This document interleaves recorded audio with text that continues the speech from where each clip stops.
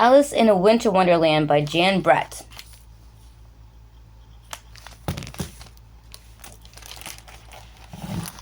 When Alice spies a white rabbit with a pocket watch hippity-hopping down an icy hole in an Alaskan glacier, she just has to follow him. So she pops she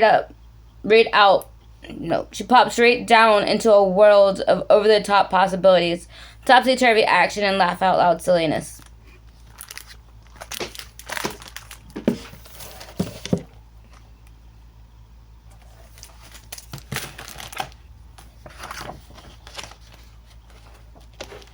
Alice in Wonderland by Jan Brett. There we go.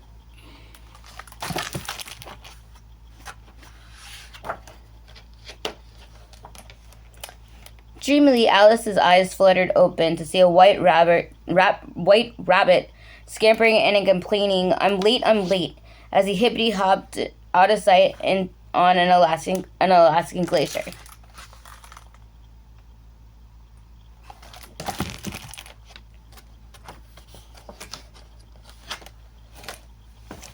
Without thinking twice, Alice popped down and down and down and down the rabbit hole too. See why I had to back up?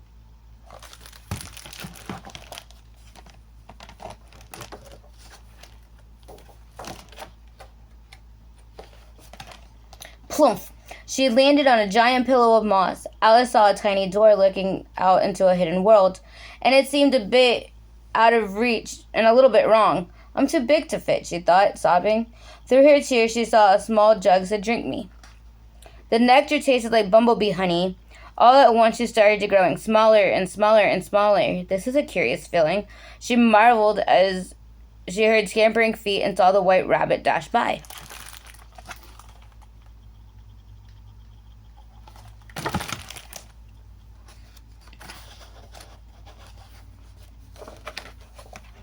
Alice rushed to follow him, but her foot slipped. Splash!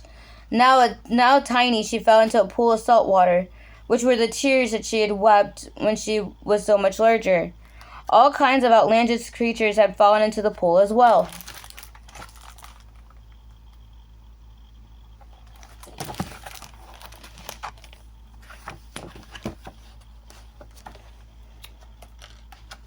The beguiled group wanted to warm up.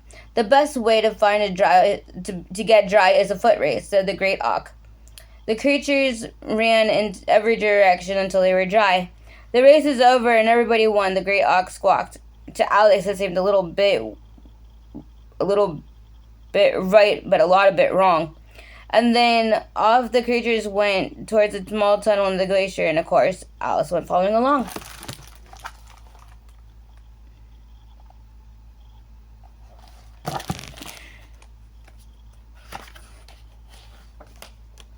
Coming to the other side, Alice bumped into a large mushroom. Who are you? Asked the caterpillar. I hardly know, sir. Curious things have been happening to me, and I'm now the size of a buttercup. The caterpillar sighed. I can help. One side of my mushroom will make you grow smaller, and the other side will help you grow bigger. Off she marched.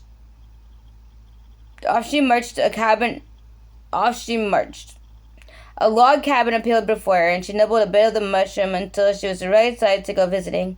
At the doorway was a fish bringing a letter to a frog. Alice had to find out.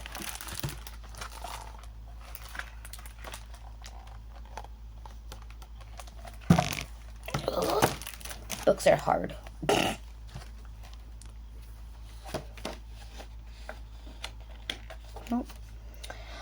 Inside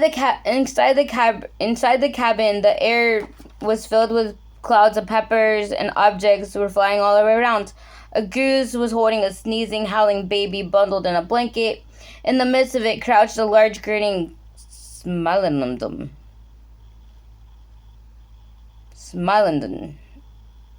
I don't know what a Smilindon is. Why does your cat smile like that? Alex asked. That's not my cat, the goose insisted, plucking the baby from Alice's arms. I must go play croquet with the queen.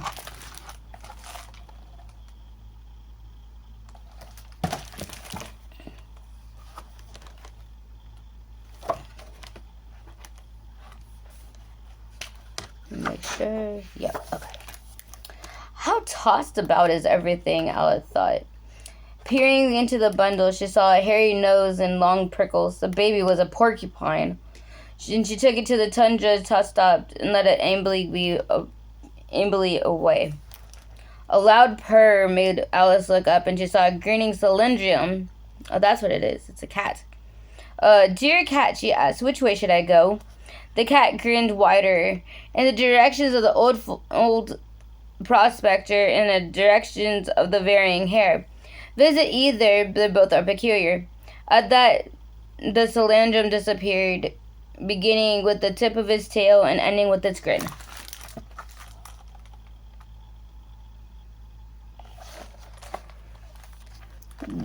That's the cylindrium, or however you say it.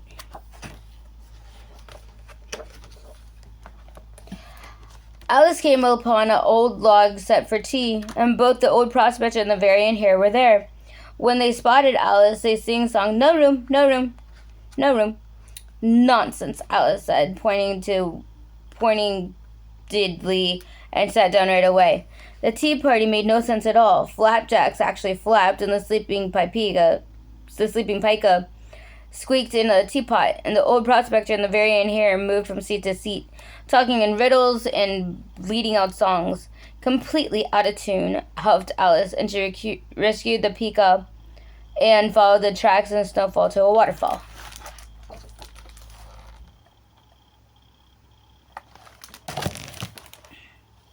Alice seems pretty sure of herself. On the other side, Alice saw playing cards, painting cotton grass red. "Why are you painting the fluffy top?" she asked. "Well, miss," said number 2, whispering, "the queen fancies red cotton grass, and the croquet grounds isn't ready, so she will have our heads cut off." The queen? Without being called, the playing cards fell flat in the snow and to go unnoticed. Alice refused to fall on her face before the king and the queen. The queen glaring at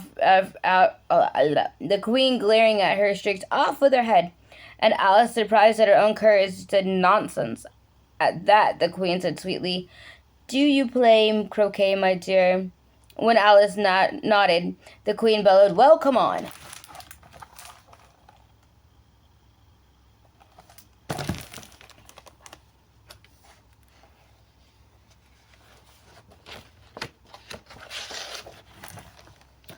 What a puzzling game, Alice thought. Her croquet mallet was a bird, and the lemmings were balls, and the playing cards posed as wickets, and no one waited turns, and the lemmings outrolled and scurried away, while the queen never was left off ordering off with their heads.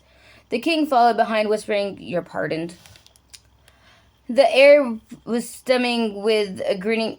The air started shimmering, and a grinning cat appeared. Alice told him all at once about the topsy-turvy game and how she wanted it, and now she had enough with it, and she wanted to go. She stopped talking when the queen approached. "Have you seen the mock turtle yet?" the queen demanded. When Alice shook her head no, the queen yelled, "Come on, come on."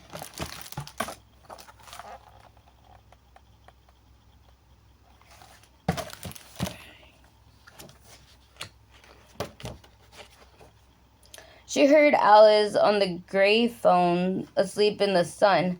"Up, you lazy thing," the queen prodded him. "Take this young lady to see Mock Turtle and hear his history." The gramophone led her to a stony beach. The Mock Turtle was somewhat of a turtle and something else.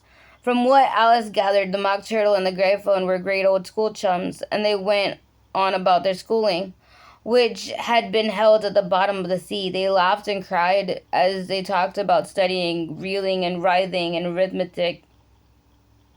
Writhing? I guess that's writing. And the oceanography and the drawing. And Alice stood there puzzled and thought, it sounds almost right, but not exactly wrong.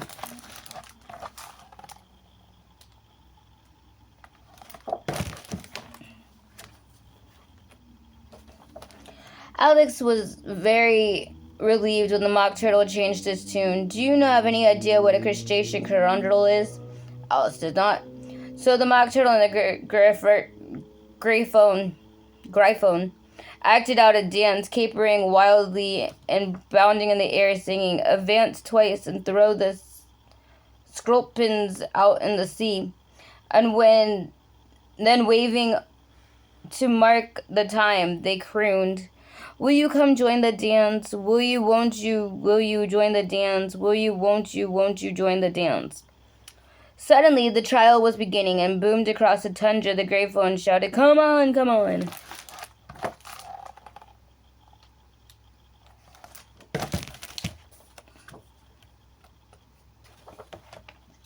They ran until they arrived at an old tower. Inside, they found the king and queen and the familiar crowd before them.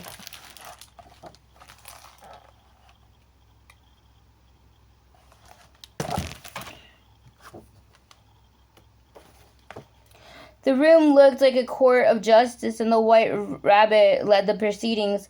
"Here we have not refreshments but evidence, and the tarts are stolen," he complained. And the jury gasped, and the stolen tarts wrote stolen tarts on their slates. Alice watched witness after witness being called, all nervous that they could hardly speak. Suddenly, the foghorn blasted, "Romp," and the white rabbit called out, "Alice!"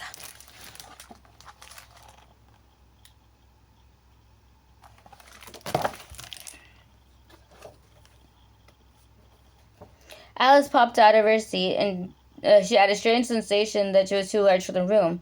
"This is getting curiouser and curiouser," she thought. She maneuvered towards the witness box, but couldn't help knocking into the jurors, saying, "Terribly sorry, beg your pardon," as she went. The king took off, hooting, "Order in the court. All prisoners over a mile high must vacate the court at once." And then Alice looked at him and she said, "Just go away."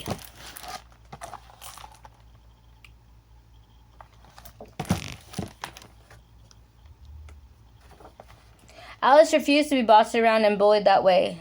"Stuff and nonsense," she retorted. And as expected, the queen roared off with her head, to which Alice purred back, "We'll see about that." And the white rabbit blew his foghorn again, and proclaimed, "We have new evidence." He read, "The knave of hearts stole the tarts and carried them through the sway. The queen of hearts spied the tarts and hid them all away. The king of hearts found the tarts and brought them here today. Let's eat the tarts, forget the rest, and do all fair its play."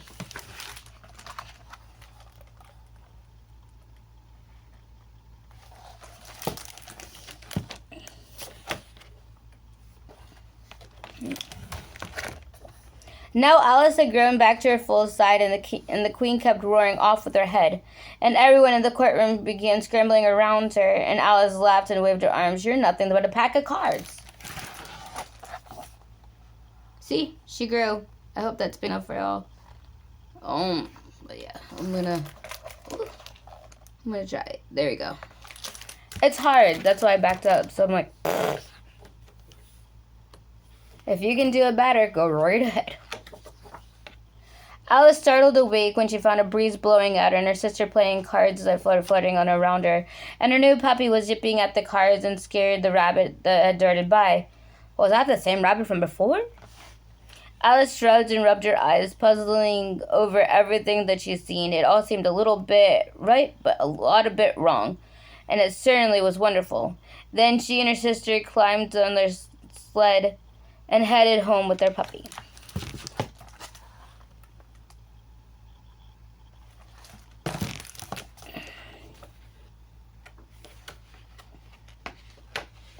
Oh, that's it.